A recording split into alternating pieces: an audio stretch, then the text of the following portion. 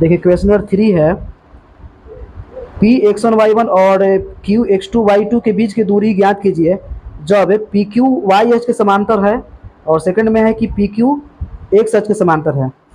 तो चलिए आ जाइए, आप सोल्व करते हैं हम लोग। क्वेश्चन नंबर क्या था? 3 था। क्वेश्चन कह रहा था कि एक्स वन वाई वन दो गो बिंदु दिया हुआ था 3 क्वेश्चन में। एक पी था एक्स वन वाई वन, ठीक है, और एक बिंदु क्या था, क्यू था एक्स टू वाई टू, ठीक ना।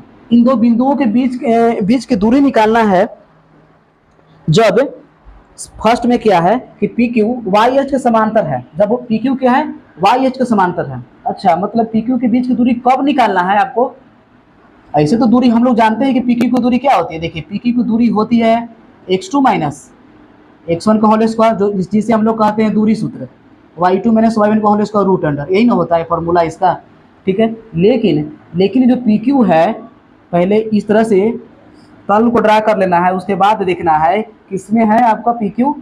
फर्स्ट में देखो, फर्स्ट में क्या है, सोल्व करना है कि पी क्यू वाई एच के समांतर है। वाई एच कौन होता है? ए वाला, ठीक है, वाई वाई डस, ठीक है ना। यहाँ पर 0 0, तो वाई जी को समांतर मान लीजिए हम ऐसे ले लिए हैं, ठीक है ना। ई मान लीजिए पी क्यू है, मान लीजिए ई वाला पी है, और कुछ देर के लिए मान लीजिए क्यू है, पी क्यू ले लिए ना। अब बताओ ई वाला, इसका निर्देशांक बिंदु क्या है? एक्स वन वाई वन है। इसका निर्देशांक बिंदु क्या है? एक्स टू वाई टू है। देखिए ना कितनी गहराई से इस बात को समझना होगा यहाँ पर।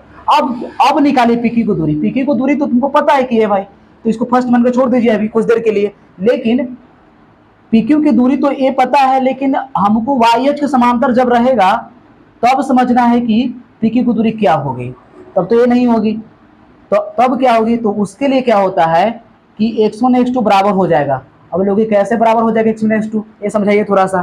तो एक बात देखो, यहाँ से मान लीजिए एक है, इधर देखो 1 2 3 4, ठीक है, इधर 2 3 4 5, तो देखो इधर से मान लीजिए इधर गया, ठीक है, ठीक ना।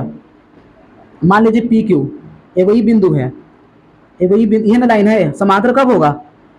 समांतर कब होगा? यहाँ बिंदु मान लीजिए, ई मान लीजिए पी क्यू है आपका, ई पी है, ई क्यू है, तो ई कितना, 3 के सामने से 3 दो हुआ नहीं, ठीक है। आइए देखिए, तो इधर से 3 और 5 यानी कि 3 5 ना, तो देखो तो 3 3 दोनों सेम है। इसका मतलब है कि एक्स का मान कितना है? 3 है, यानी कि एक्स, यानी कि ये दोनों बराबर है, यानी कि भुज बराबर रहेगा। भुज हमेशा क्या रहेगा? बराबर रहेगा। यानी कि कह सकते हैं, इसलिए हम कह सकते हैं कि x1 और x2 यहाँ बराबर हो जाएगा। क्या हो जाएगा यहाँ पर?